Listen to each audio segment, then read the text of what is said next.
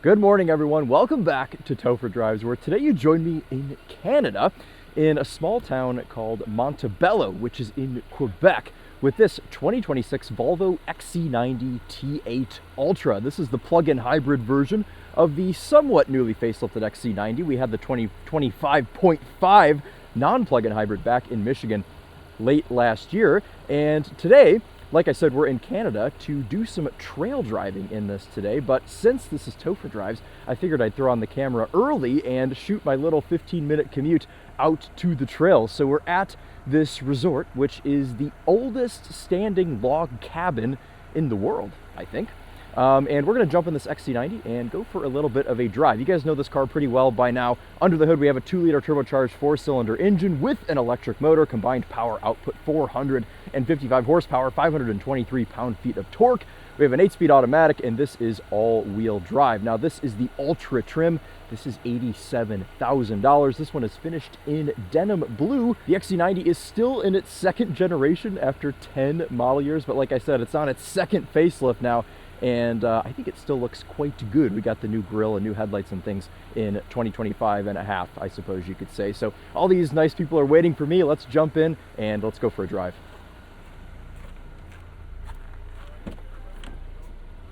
I'm here with Alex Martini, my new best friend that I just met. Like, what, when did we meet? Like 12 hours ago? Literally.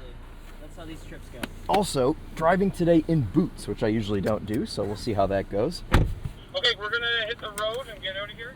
And we're about to just Thank you. Reading my mind. Let's do this too. Get some more light in here. The car thinks it's minus 12 Celsius. Is that real? I'd say so. Okay. So, Well, since 15 degrees.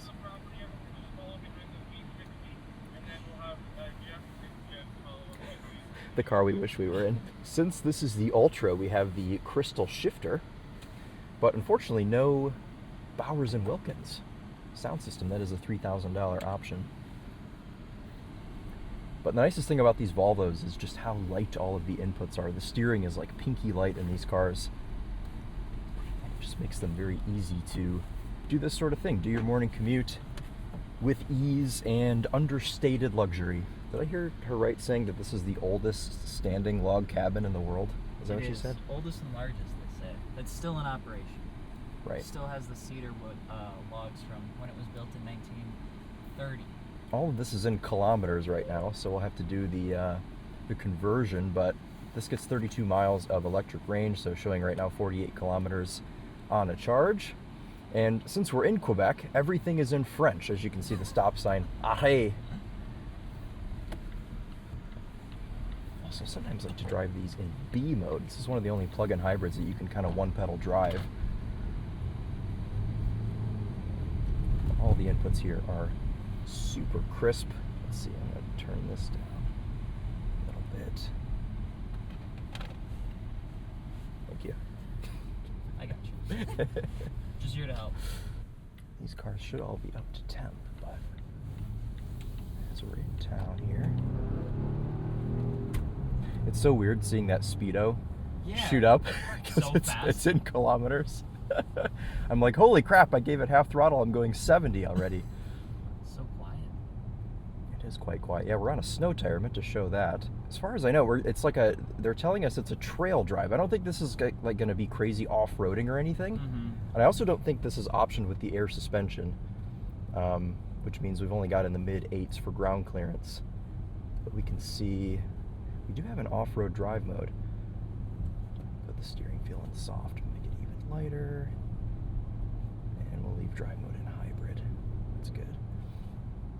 This has a Google-based infotainment system with Apple CarPlay. I just spent the last week in California, and doing the morning commutes out there is just like complete night and day difference from somewhere like this. Like going through this little like ski town. I don't know, would you call this a ski town? There's not really like a mountain. It's more like a frozen lake town. Yeah, it's more just it's more like a small little town. Up in Wisconsin, there's a lot of these, but I tried to figure out what people did here. There's a lot of fat bike. Yeah. That they'll ride around in, snowshoeing. Right. Yeah, Alex is from Road America, Yes, Wisconsin. So, Yeah, it's nice to be Midwest. Here. Yeah. Midwest family. There's like very few times we get to go to a place where it's close, Yeah. and this is one of them. You know, getting to hop on an 1.5-hour flight versus a 5-hour flight is always nice. So is this a B6? This is a T8. T8. So it's a okay. plug-in hybrid with 455 horsepower, but it weighs 5,000 pounds. So, what do they always say? The XC90 went like 2 decades without a fatality. Go ahead, we are on a snow tire. A little bit of coverage on the roads here, but it looks like they use sand instead of salt. This is all covered in sand. I'm sure Wisconsin's the same way. In Michigan, they just throw salt and it ruins everything. Yeah, they do a little bit of both. They'll throw down salt first, and then they'll go back through it with sand. Yeah. Helps with grip. Right. I imagine you don't have like your Ferrari out in the winter. No. But I do like a good set of winter tires. Yes. The polymer in the winter tires, you have a much lower TCG, so That's right. it grips up very nicely. Big tire guy. Big tire guy. Yeah, no, but I agree with your statement on this being super quiet. I mean, I've lived with a number of XC90s, and I always kind of just come away from the experience thinking that was lovely, and I wasn't showing off to a million people whilst driving. You know, like you drive an X5 or a GLE or an Audi Q7 or something, and there's always that little bit of like, I want people to see me arriving in this car. And the same could be said about the XC90, but it's a little bit more understated, which is why I love Volvos in general. They're a little bit kind of like understated, and they aren't super look at me cars, but they still feel very high end.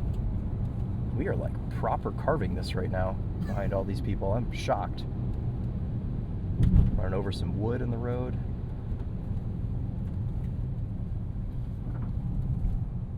And the B mode, the regen braking, is super natural in this, similar to what you'd feel in like a Polestar or a Volvo EX30. I think Volvo has some of the best one-pedal drive tuning.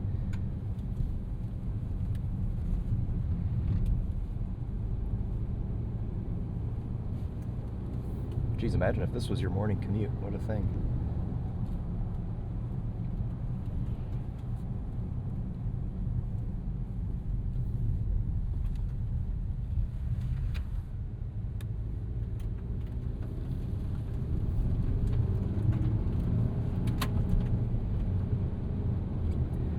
Smooth shifts from the 8-speed automatic, throttle inputs, all that is nice. I mean, we know this. We know this car.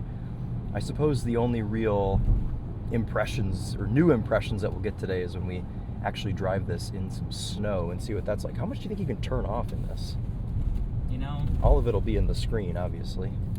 Because of my dedication to trying to make cars more fun, we will find how to turn off as much as we can, which Volvo shouldn't hear.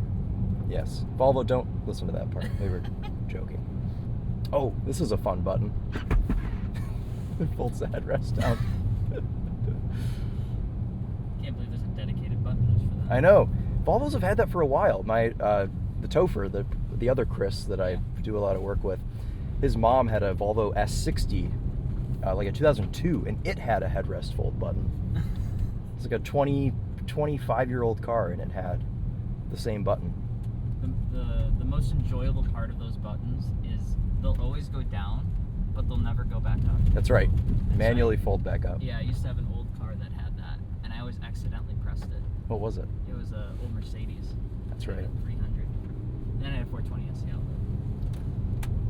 Those little quirkiness, they're so fun. Just little tiny things. Is it a 300D? I had 300 SE. 300 SE. Oh, okay, so a 126 or okay, cool. My videos often start about the car that I'm driving, and then they end somewhere else completely different. Okay, well, we'll worry about this when we stop. This is the thing with some of these like settings that are buried that aren't actual buttons. Volvo does give you some buttons. You've got a volume knob, obviously your start-stop switch down there, your defrost, your hazards, your trunk, your fuel door release. All that stuff is physical, which is nice, but they do bury many things in the screen, and this has been probably within the last 4 or 5 years, they've kind of been going to this with these big vertical screens. And now if you get in a Polestar or a Volvo EX30, I mean, even more. Like the Volvo EX30, the hazard switch is in the screen, which I think is a little bit too far, because sometimes you need that. And if the screen is not doing what it needs to do, you can't even put your hazards on. But otherwise, interior, it's pretty intelligently designed as far as like other ergonomics sitting in this. Visibility's great, elbows are comfy with the door panel squishiness here, center console. It's a little bit hard, but for the most part, your elbows are even and it's easy to drive this with comfort. 3 memory setting seats. And actually, the most interesting part about this car is that it has the Harman Kardon. Every time I get a Volvo press car, it's got the Bowers & Wilkins, which I love because I think the Bowers & Wilkins is the best sound system on the market right now, out of anybody, including Rolls-Royce. I mean, they just do a great job, but I've never listened to a Harman Kardon in an XC90, so maybe later, once, if I have a chance to pair my phone, we can do a bit of a sound system test and see how this is, because this is the base sound system on the Ultra trim. You do still have to pay extra for the Bowers.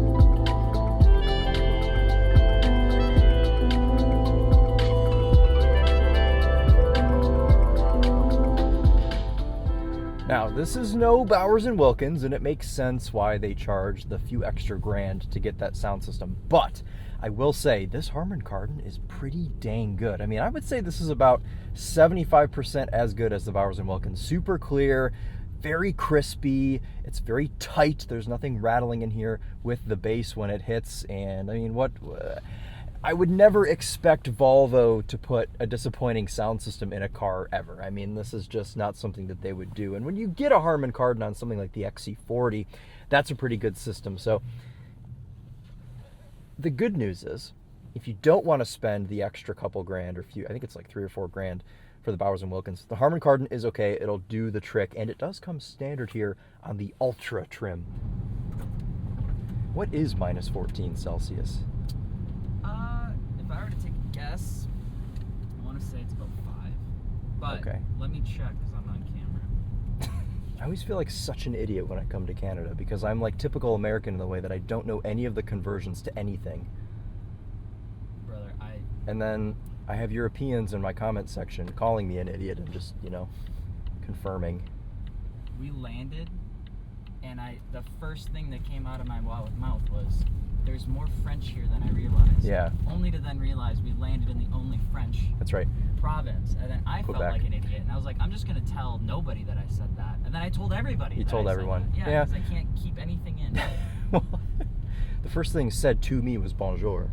So it's just bonjour, monsieur, to everybody, It's just, they just assume you speak French. I feel like there's a little bit of it, they get mildly irritated when they realize you don't speak French. I am the smartest human being in the world. Negative 15 is 5 degrees Fahrenheit. Yes. All right. So you should never doubt yourself. We have arrived to Canuck. Now whip a sick feint and just drift it into the first corner. We should actually see. I won't do anything stupid, but I want to see what all I can turn off. One serious issue detected. Oops. Okay. Settings. Driving. You all. Nope, it's not in there.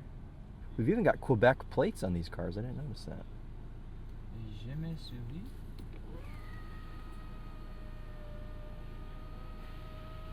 Quiet window motors. Good vent placement. I was driving a Polestar 4 all last week, and it didn't have vent tabs. There's no way to aim the vents at yourself other than in the screen. So I think this one does the glove box. It does. Oh. Didn't eat breakfast this morning. No. Starting to get hungry. Oh boy.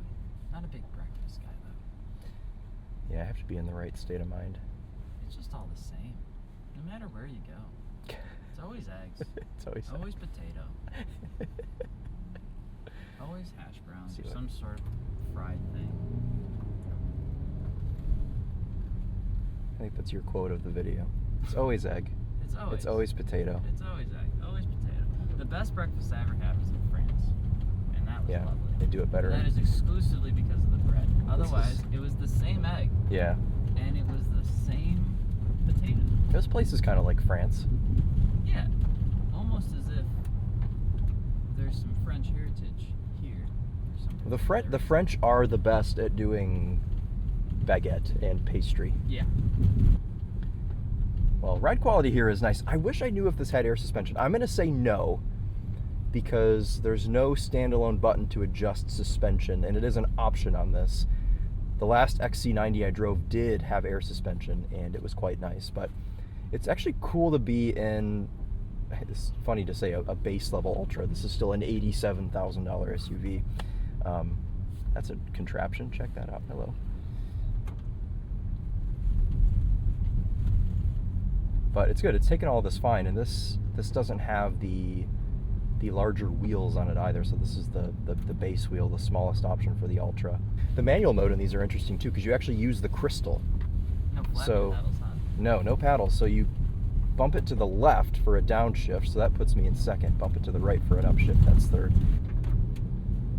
And you like the one pedal driving? I do, yeah. It's always felt natural. I know it's very hit or miss. You either love it or you hate it. But whenever I'm in an EV, I think it's because the first EV experience I had, I used one pedal drive and I just got used to it. I think it was in a Mustang Mach-E. It was the first EV I drove. But I do like that Volvo gives you the option in the plugins to use it. But I've been using it this whole time. It's not bad. I've touched the brake. noticed it. Yeah, I mean, I've touched the brake pedal like twice total since we've set off.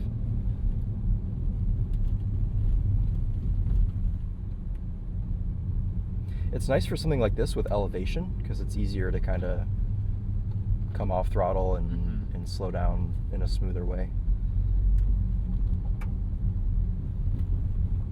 But for a car like this, it just smooths out all the inputs, which adds to the luxuriousness.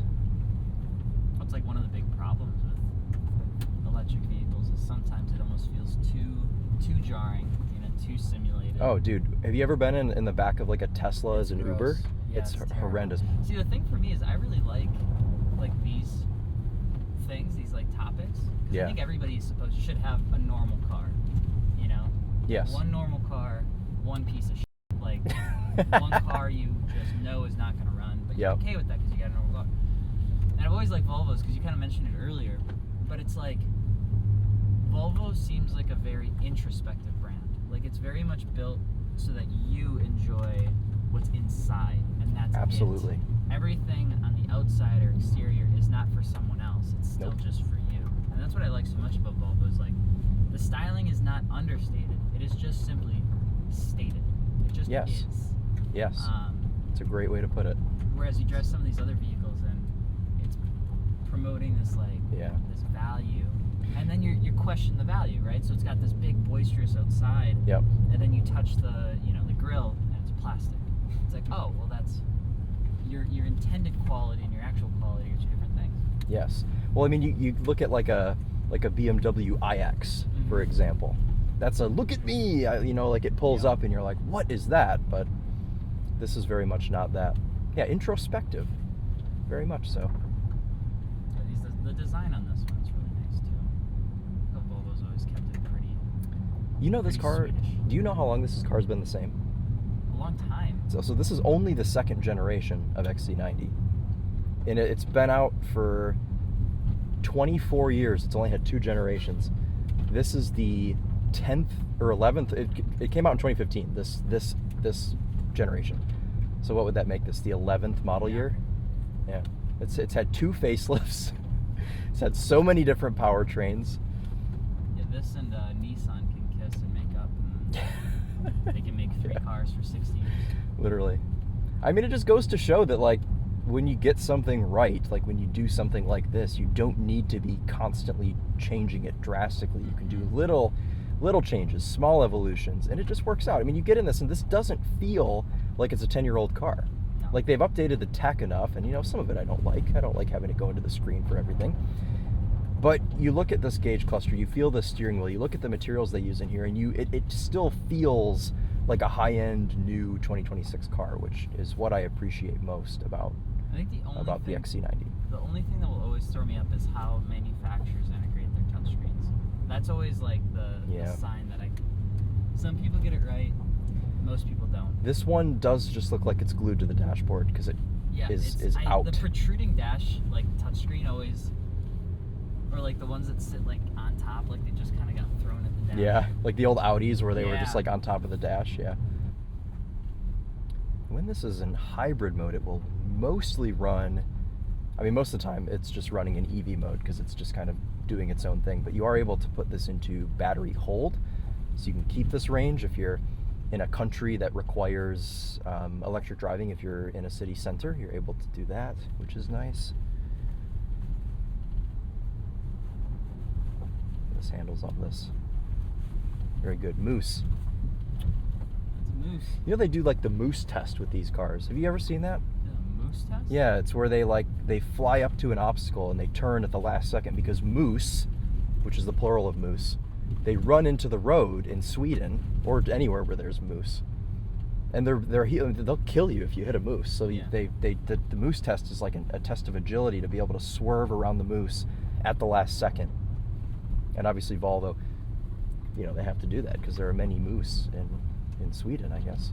I was really hoping you were going to say meese, but you know, I've said that before. Just goose, geese. Geese. It should be meese. It really should. And I've said meese before, I think, in a video. So I didn't want language. I didn't want to use that joke twice, because I think the last time I filmed a Volvo, I said meese. Because you know, like you have a Ferrari, the Scud Shield. Mm-hmm. The Volvos have the little moose that they put on the fender, which is kind of like a a copycat of the Ferrari Scud Shield. When I was 16, I remember being like, if I got a Volvo, the badge looks like a Ferrari. Yeah, and that's kind of the same thing. I was like, basically the same. No, not even close. But V70 R wagon, dude, one yes, of my favorites of all time.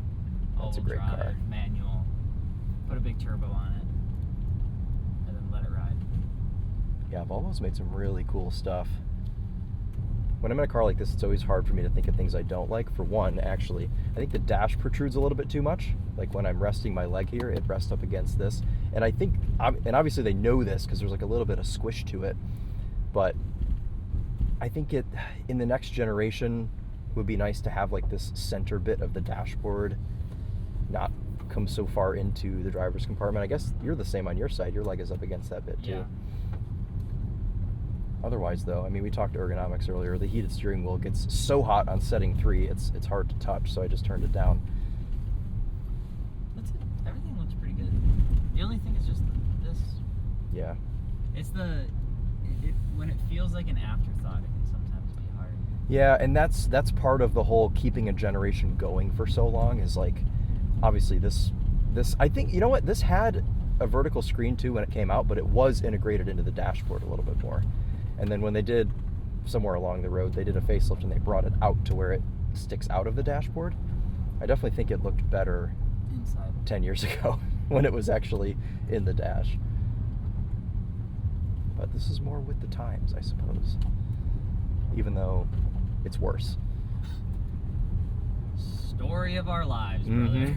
It isn't it's better. Newer, but it's worse. How many times? To 2026. Welcome to 2026. It isn't better. Yeah. No. It's newer. Newer, but not better. You know what though?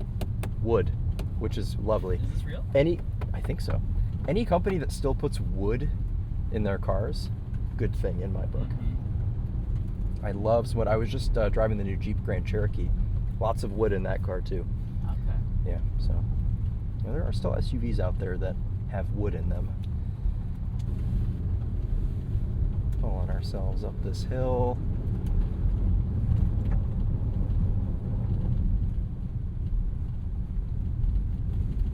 This is just lovely. This is like solid ice right here, so we're gonna give them some extra room.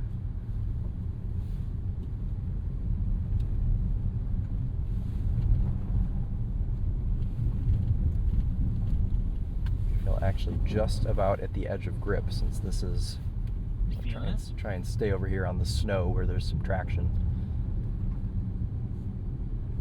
I'm curious what sort of tire this is though, because it is quite nice. Ride test. I would be willing to bet it's an X-Ice. Michelin? Yeah. Yeah. Swedes are usually pretty partial To Michelin? to Michelin. Yeah. Use the off-road mode. You'll see it does work really well at those speeds. It's kind of these kinds of scenarios. Oh geez, sharpens up the throttle. Leave our battery in auto, steering in soft. Yeah, that's good. Just do that. This is like proper trail. We're on grass.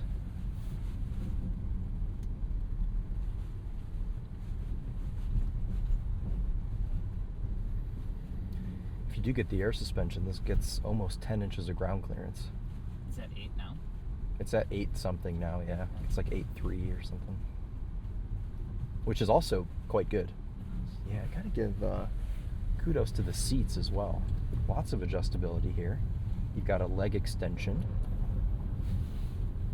which is nice. It does take the screen up though when you're adjusting your seat. Look, there's yours. Oh. We've got both of our seats now. Wait. Come on, kid. I don't need you to know that I'm looking for more help. Oh, so you have to change it this way. So what's this one do? Oh, this is lumbar. That is gorgeous. I don't Wow. like that this is, you have to click this in order to do temperature, so it's 2 clicks away to adjust your temperature. Also, you know what's interesting? The US spec Volvos, they only go in even numbers for their Fahrenheit adjustment. So 60. Oh, wow. So it goes like 60, 62, 64, 66. This goes by all of the numbers. It's insane how far a proper tire goes. Like, people will buy a Jeep and just assume that because they have a Jeep, it can do anything. Yeah. Like, it can drive in the snow, whatever. I am such a nerd about tires. It's insane. Like, you put a good set of tires on a bad car, oh, you're set. You're set. That's why all these companies have invested so much money in their tire partners now. Yeah. Because they know that if they have a good tire, the perceived quality of the vehicle is everything. Oh, yeah, absolutely.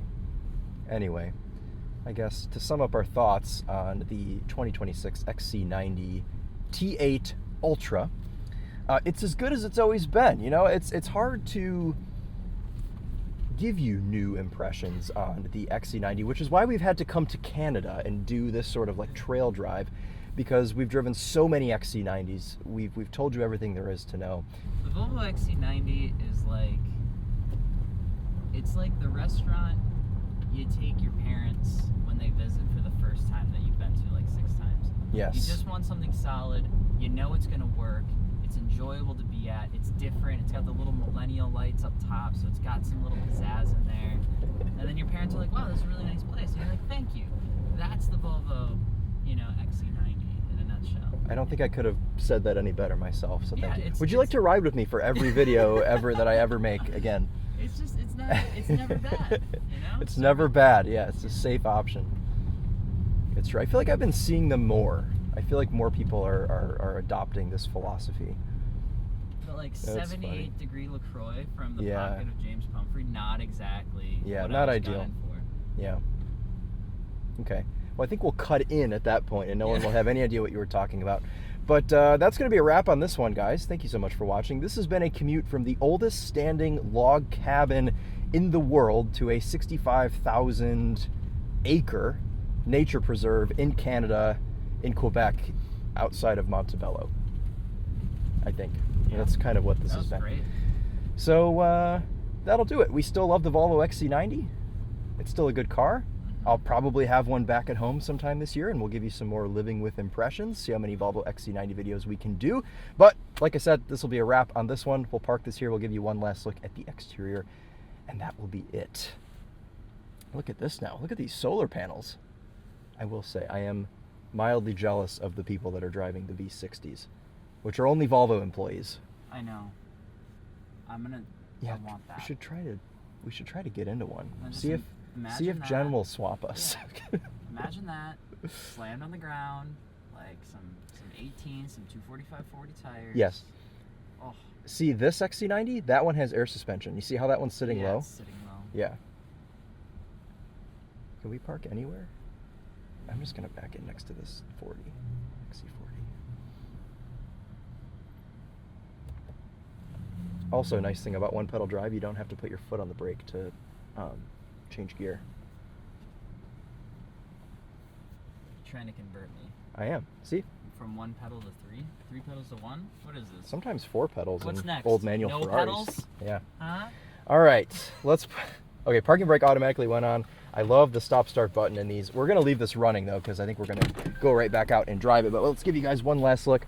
Thanks again to Alex Martini for riding with us. You can find him, of course, yeah, you can find him on YouTube, Instagram, Spotify, probably Apple. Yeah. Many places. Just everywhere. Find him somewhere. Yep. Here's our charge port. Didn't show that to you guys. That is still just a regular, like, level 2 guy as we get the 32 miles of plug-in range. But that's going to do it. I'm going to spend the rest of the day kind of hanging out with Volvo. But I hope you guys have enjoyed this video, and we'll see you in the next one. Take care.